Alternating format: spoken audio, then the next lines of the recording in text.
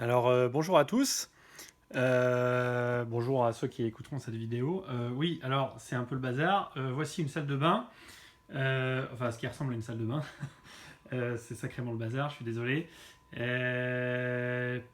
Alors, il y a un plafond qui est déposé là parce que j'ai refait, en fait, je me suis fait un réseau d'aspiration centralisé qui est ici. Que je viens de terminer là. Et en fait, je n'avais pas prévu de le faire à la base. Donc j'ai redéposé mon plafond. Donc j'ai posé les plaques ici. J'ai redéposé mon plafond. Alors, je vous explique là rapidement. C'est du Fermacell. C'est une salle de bain qui est en Fermacell pratiquement entièrement. C'est-à-dire au sol, on a un plancher en dessous de la plaque en Fermacell. On a d'abord tout en bas un plancher en bois, avec du 3 plis, qui fait 19 mm d'épais, qui est posé sur des lambourdes. Ensuite, j'ai fait un réseau de plancher chauffant qui est sur toute la pièce et qui fait donc un serpentin sur toute la pièce, qui se promène sur toute la pièce. Donc là, c'est de la plaque de fibre de bois rigide, solide, sur laquelle je suis venu mettre mon plancher chauffant. D'ailleurs, on voit des plaques de diffusion là qui sont là. En fait, le plancher chauffant est en bois, en fibre de bois. Enfin, ah tiens, j'en ai un là. Voilà. C'est l'exemple de ce que j'ai mis en fait au sol. Ce sont des plaques en fibre de bois comme ça, avec du rainurage. Et par-dessus, on vient mettre un diffuseur en alu sur lequel on met donc le plancher. Pardon, pas le plancher, mais les tubes de chauffage. J'y arrive. Et ensuite, il y a du Fermacell au sol. C'est du Fermacell spécial plaque de sol. En fait, c'est deux plaques de Fermacell l'une sur l'autre en quinconce qui se posent comme un domino en fait. Et ensuite, elles sont collées. Au mur, il y a des plaques de Fermacell également. Des plaques de Fermacell en double pot en fait. J'ai fait des double pots partout pour avoir la tranquillité dans la salle de bain. Donc en gros, voilà, la double peau, elle est là, hein, on la voit bien. À l'extérieur, il n'y a qu'une simple peau. Et à l'intérieur, j'ai mis aussi de l'isolant en gypse vêtements. En gypse, il y a 85% de gypse et 15% de fibre de vêtements. Et c'est pas mal fait. Alors, pour expliquer là ce qui se passe, en fait, mon problème de conscience et mes questionnements, c'est je suis en train donc également juste avant de faire un réseau VMC. Donc j'ai commandé le réseau VMC, mais il est pas fait encore. Il est pas posé puisque les gaines sont pas arrivées. J'ai commandé des gaines en Galva qui vont aller au-dessus d'un receveur de douche qui sera à cet endroit-là. Donc le receveur de douche, il est ici là. Je ne sais pas si vous voyez en dessous du bazar. Le receveur de douche, il est là. C'est un grand bac de douche de marque Laser qui est à Carly. J'ai une question pour ceux qui pourront m'aider par rapport maintenant à l'étanchéité, parce que là, c'est un point que je veux vraiment pas rater. Et j'ai pas mal de questionnements. Entre autres, j'ai vu des vidéos d'Éric Le Carreleur, j'ai vu des vidéos de JBLS, et puis aussi de Comme un pingouin dans le désert, qui sont super ces vidéos d'ailleurs. Là, je me demande en fait s'il faut que je prenne les produits Fermacell, mais par exemple, à cet endroit-là, on a quand même je sais pas si vous voyez, mais on a quand même une différence de hauteur quand même assez révélatrice. Donc ça m'inquiète parce que cette différence de hauteur là, c'est quand même, ça doit faire 3-4 mm peut-être là quand même. Donc ça fait beaucoup, je trouve. Et puis il y a un autre problème, c'est que quand on, j'essaie de vous montrer, mais quand on, je suis désolé du bazar, hein, il y a vraiment beaucoup de bazar, mais comme je suis en travaux un peu partout, c'est compliqué. Quand on marche en fait, quand on marche sur le support, il a tendance à s'abaisser un petit peu en fait, donc à se compresser. Je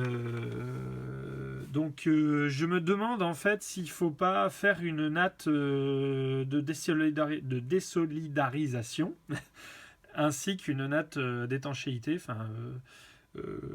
plutôt que les produits Pharmacell où en fait on étale une espèce de peinture qui devient un peu élastique et qui est étanche, mais semblerait-il qu'il ne soit pas désolidarisante. Ça m'interpelle et je me demande si en fait il faut pas que j'achète les produits d'étanchéité avec la nappe chez Shelter. Il y a deux types de nattes et visiblement la natte en plastique orange là, je crois que c'est Cardi ça s'appelle, avec les carrés qui fait 3 mm d'épais avec des petits carrés à l'intérieur. Ça a l'air d'être quand même mieux que la première natte qui n'est pas désolidarisante alors que cette nappe là l'est.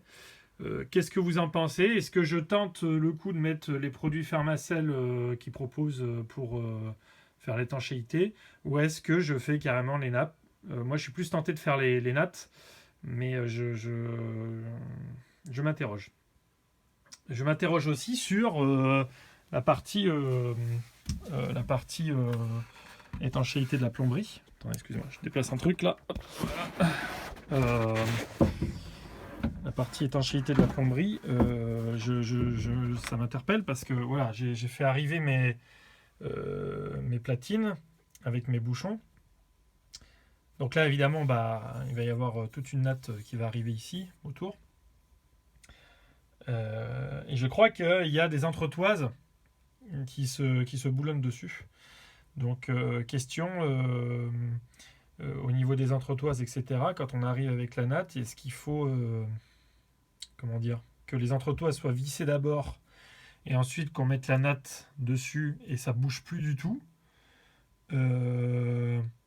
ou est-ce que la nappe ou la natte arrive à ce niveau-là et ensuite on vient visser les entretoises pour installer la robinetterie après. Ça je sais pas trop, j'ai pas encore trouvé l'information. Et puis en fait je me rends compte de quelque chose, c'est que la colonne de douche là avec les robinets elle va aller là, mais après elle va être supportée sur la robinetterie et là-haut il va falloir faire un point d'ancrage quelque part dans le mur. Ça veut dire percer l'étanchéité qu'on a faite.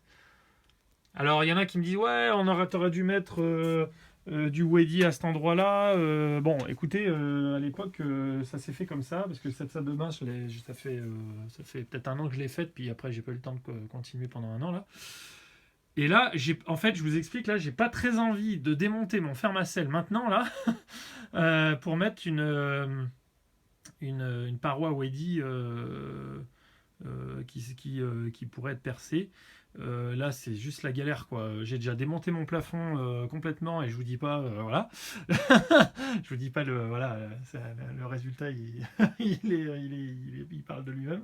C'est le bazar complet. J'ai pas très envie de démonter ça parce qu'en plus j'ai fait une double peau donc il faut que je démonte, il faut que je perce partout, il faut que je redémonte tout. La platine elle est posée nickel, j'ai pas envie de la démonter. Donc là si je perce là-haut, percer une belle natte d'étanchéité, je sais pas trop. Ça me dit rien du tout. Mais en même temps, j'ai pas le choix si je veux faire tenir cette colonne de douche. Donc, qu'est-ce que vous avez comme solution? Ici, il y aura à la place des tuyaux là, il y aura une niche, Weddy. Là, je l'ai commandée. Elle va être installée là. Ça sera quand même mieux pour mettre tout ce qui est flacon produit, tout ça. Voilà. Et puis enfin, dernière chose qui rejoint donc l'étanchéité. On m'a dit qu'il fallait que je pose qu'il fallait que je pose ça. C'est-à-dire, est-ce que j'en ai une de chute là quelque part par là? Je ne sais plus. J'aurais dû préparer ça avant. Il me semble que j'avais une chute quelque part de ça. Ça c'est un comment dire, une espèce de revêtement. Enfin, c'est pas un revêtement. C'est un. Je ne sais pas trop comment l'expliquer, mais c'est du polystyrène en fait, qui est épais, qui fait 6 cm d'épais. Et on m'a dit qu'il fallait que je mette ça entre mon plancher et le bac de douche pour poser la grande paroi vitrée qui va venir protéger la douche. Parce qu'ici, il y aura une grande paroi vitrée tout le long là. Donc on m'a dit qu'il fallait que je pose ça. Le problème, c'est que, je ne sais pas si vous voyez, mais il y a quand même pas mal de jours. Et en plus, ça bouge pas mal. Alors, il faudrait que je le cale peut-être avec encore un peu de... peut-être un enduit ou quelque chose pour le caler.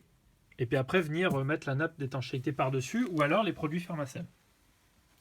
Mais cet endroit-là, ça me chagrine un peu parce que c'est un endroit sensible où il va y avoir énormément d'eau et on ne peut pas se permettre de rater quoi que ce soit ici. Donc, quels sont vos conseils par rapport à tout ça? Qu'est-ce que vous en dites? Merci à tous ceux qui pourront me donner des infos par rapport à ça, parce que là, je sèche un peu. Je vais envoyer cette vidéo-là à pas mal de youtubeurs là, que j'aime bien et où je regarde beaucoup vos vidéos, j'aime assez. Vous me direz ce que vous en pensez, si vous avez eu le temps et prendre le temps de regarder ma vidéo, ça sera très très sympa pour m'aider là-dessus, parce que là, ce point-là, je sèche. J'ai fait pas mal de recherches, mais ce point-là, je sèche. Voilà. Merci à tous. Merci à ceux qui répondront à mes questions. À bientôt.